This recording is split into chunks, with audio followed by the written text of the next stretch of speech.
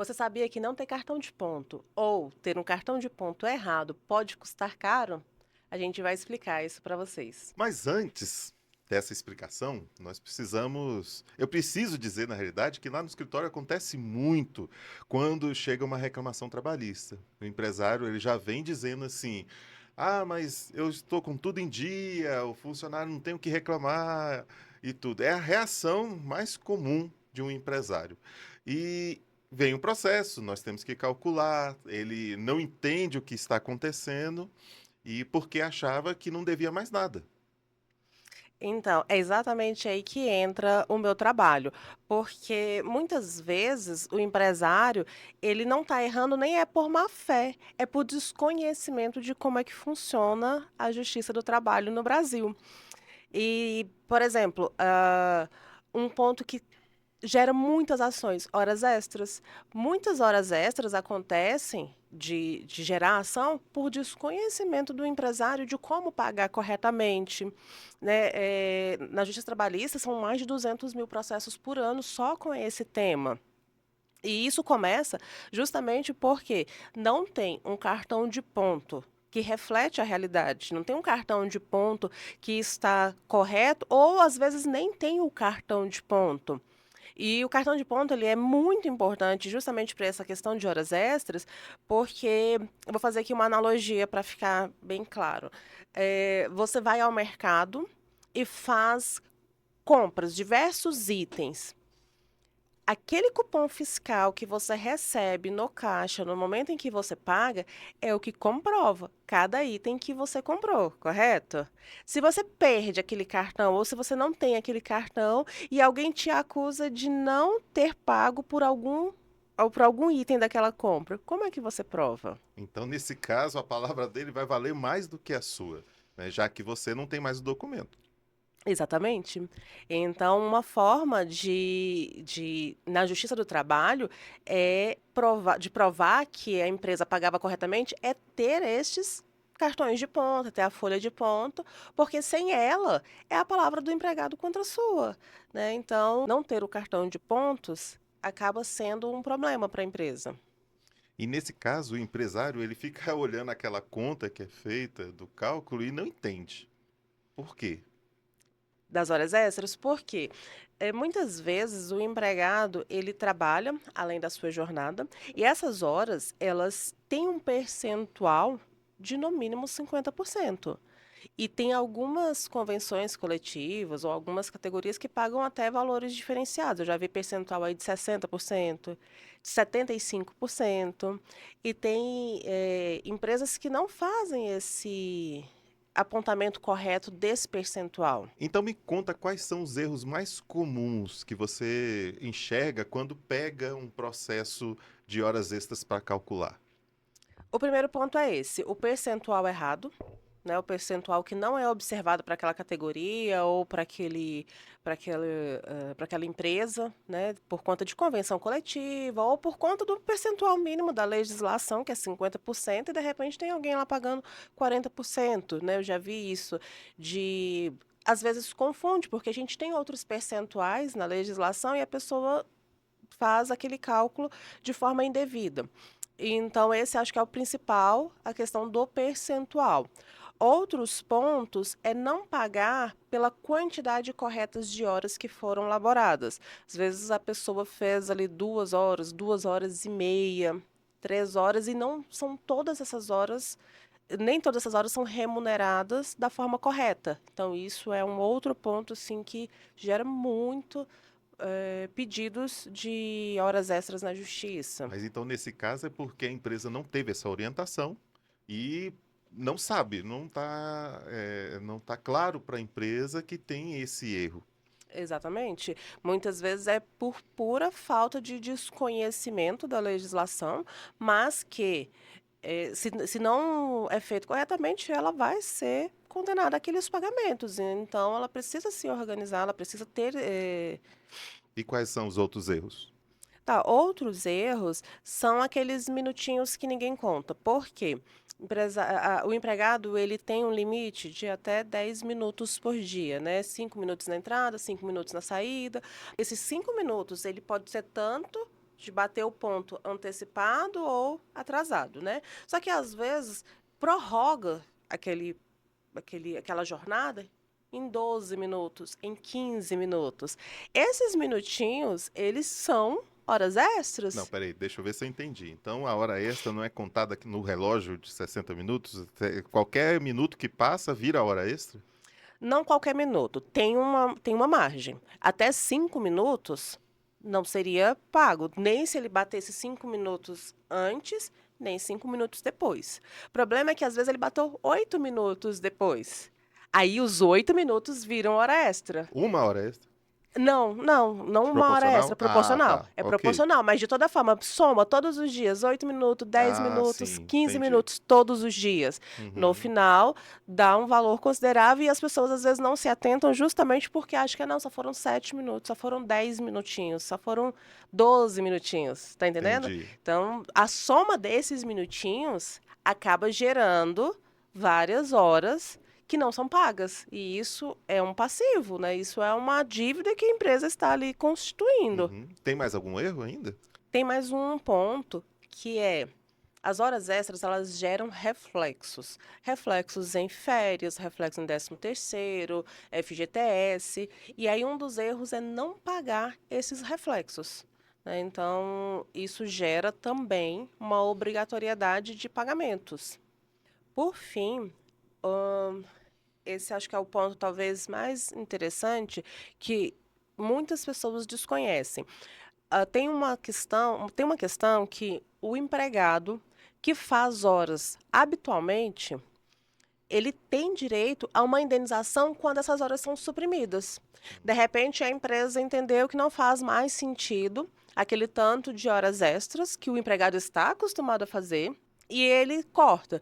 Simplesmente, a partir do próximo mês a gente não tem mais horas extras. Daí, ok, a empresa até pode cortar, desde que ela indenize o empregado, porque o empregado está habituado, aquele valor já faz parte até do orçamento dele, já está acostumado com aquelas horas extras, em algum momento ela vai ser cortada. Então a empresa ela é obrigada sim a Mesmo se fazer. tiver um motivo justificável? Então, o motivo justificável permite que ela encerre essa questão das horas extras, daí ok. Só que o empregado que já estava acostumado a receber horas extras todos os meses, muito possivelmente ele já contava com aquele valor extra no contra-cheque dele, na renda dele. E então, por isso, a legislação Então ele é coloca obrigado a pagar. a fazer uma indenização. Ele vai Uhum. receber uma indenização pela supressão dessas horas. Feita essa indenização, daí vida que segue, não tem mais obrigatoriedade. Tá, então a gente já falou muito sobre o que gera a condenação. Agora, como é que a justiça ela prova que a hora extra aconteceu? A gente já falou do que são esses valores. Como é que o trabalhador usa isso como prova? Então, se a empresa tiver até 20 empregados, ela não está obrigada ao cartão de ponto. Mas é ideal que tenha, independente da quantidade de empregados. Então, supondo que o empregado está numa empresa onde não está obrigado ao cartão de ponto, certo? Ele vai ter que provar aquilo ali, porque é ele que está alegando. E aí o ônus da prova cai sobre ele. E o que ele usa para fazer essa comprovação desse ônus?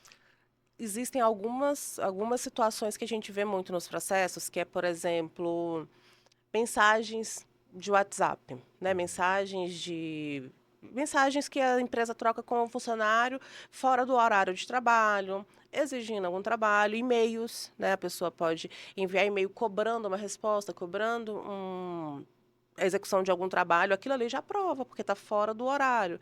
Tem até eu já até vi alguns advogados orientando que o empregado não faça aquele uso de mensagens temporárias, Temporários. porque apaga o histórico, porque é esse histórico que vai provar. Então, até o próprio histórico da empresa pode virar uma prova contra ela. Pode, porque se ela estiver demandando trabalho fora do horário por meio dessas redes, esses contatos, vai estar gerando ali realmente uma forma de prova. Uma outra situação, por exemplo, o advogado pode pedir ao juiz que notifique empresas como o Google, a Apple, para divulgar a geolocalização do celular do empregado nos dias que ele está alegando. E aí, se prova que aquele celular estava no Local de local de trabalho trabalho. dele, fora do horário de trabalho, olha, aquilo ali também já é uma prova de hora extra. Então tem muita coisa que é sofisticada e que a empresa realmente nem imagina. E o que Exatamente. mais? Sim, além das tecnologias, né, a gente tem ainda outro tipo de prova que é até mais comum, que é a testemunha, né? O empregado, ele pode pedir que um colega de trabalho faça um depoimento de que trabalhava na mesma sessão, fazia o mesmo trabalho e que via ele ficando até mais tarde, enfim, aquele colega de trabalho que deu um testemunho que ele ficava até mais tarde é aceito como prova. Não, beleza. Então, agora voltamos então ao cartão de ponto. Ah, vamos agora à formalização do negócio, né? Porque se a empresa faz o registro correto, é, essas provas anteriores que a gente falou, que o trabalhador gera, perdem toda a força. Sim, de fato, né, ele precisa ter ali um cartão de ponto que retrate a realidade da jornada. Porque, por exemplo, quando a gente fala de um cartão de ponto perfeito, a pessoa entra às 8, sai meio-dia, retorna às 14, volta às 18. Esse cartão, com esses horários perfeitinhos, a gente sabe que não é a realidade de fato. Então, Ninguém bate o ponto tão então, perfeitamente. nesse caso, agora você está falando de erros do cartão. De erros do Não, cartão. porque ele tem o cartão regular, bonitinho, mas ele também tem que se preocupar com o preenchimento do cartão. Exatamente. Hum. Não. Quais são esses erros, além desse de deixar, como é que é o horário? A gente chama de horário inglês, né? Isso, Jornada. É né? alguma coisa assim. Entrou às 8 e ponto, saiu às 6 em ponto. Então, esse controle de ponto ele é facilmente impugnado, porque não faz sentido. A pessoa ela não consegue bater tão corretamente esse ponto todos os dias às 8 e saindo às 18, né? Então, esse registro ele tem que ser fiel ao horário que a pessoa está entrando e ao horário que a pessoa está E saindo. qual outro erro também? Um outro ponto importantíssimo no controle de jornada é ter esse controle das horas extras, de saber que hora que começou, hora que terminou e pagar corretamente por elas, né? Pagar as horas extras com o adicional correto, com os reflexos corretos, né? Isso tudo tem que estar no contra-cheque do empregado. Ele precisa visualizar ali todos os seus pagamentos, porque não pagando esses reflexos, não pagando a hora extra no contra-cheque, isso vai gerando um passivo para a empresa, né? Vai gerando ali vai constituindo uma dívida invisível, né? Vamos Uhum. dizer assim, para deixar mais claro o que seria esse passivo. Então nesse caso é contar com o que nós fazemos, né? Na contabilidade, a gente, quando pega um cliente ou quando inicia o cliente, a gente faz um onboard pedindo para entender a rotina, para entender quais são os pontos que são necessários para iniciar o trabalho e evitar, né, mapeando todo esse processo para evitar que ocorra esses furos que geram Sim. passivos ou erros que geram condenações. Sim. Não, e daí isso que você está me falando é importantíssimo porque é o que eu falei lá no início, né? Muitas vezes erros que levam à justiça não é nem por má fé do empresário, é por falta de conhecimento. Então, ter essa assessoria é essencial. Então, beleza. Então, você que é empresário hoje, está sabendo que o controle da jornada dos seus funcionários é muito importante ter esse controle. Como é que é? Não, que esse momento é para você descobrir como é que está sendo feito esse controle. Então, se você já identificou alguma coisa aí que não está legal, que você já ouviu aqui e entendeu que na sua empresa acontece, é importante já revisar a partir de hoje. Sim. Exatamente, porque o que a gente fala assim, não espere o processo acontecer, né? Já faça ali uma revisão dos seus processos internos, faça ali uma revisão da sua folha, uma auditoria na sua folha de pagamento, no seu cartão de ponto. Uma dica, ainda que você não tenha os 20 empregados e não esteja obrigado por lei ter o cartão de ponto, mas é bom que se tenha, né? Faça a sua parte como empresário para evitar que vá para que o empregado depois vá requerer qualquer coisa na justiça. Então, muito bem, essa conversa foi muito boa. Eu sou Abílio Gonçalves, sou empresário contábil, estou aqui com a perita Juscelia Brandão, nesse programa que é o Contas que Importam. E nós vamos para o próximo episódio, que vai falar sobre... No próximo episódio, a gente vai falar sobre verbas rescisórias, que é outro ponto que também demanda muitos processos na justiça, e eu acho que a gente tem bastante coisa interessante para poder alertar os empresários e deixar claro que a assessoria ela é importante, mas acontecendo, infelizmente, de ir para a justiça, contar com um bom calculista também é importante, porque nosso trabalho é, de fato, verificar o que aconteceu e gerar contas corretas. Então, imperdível, próximo episódio aqui no podcast que faz as contas falarem. Até logo! Até a próxima.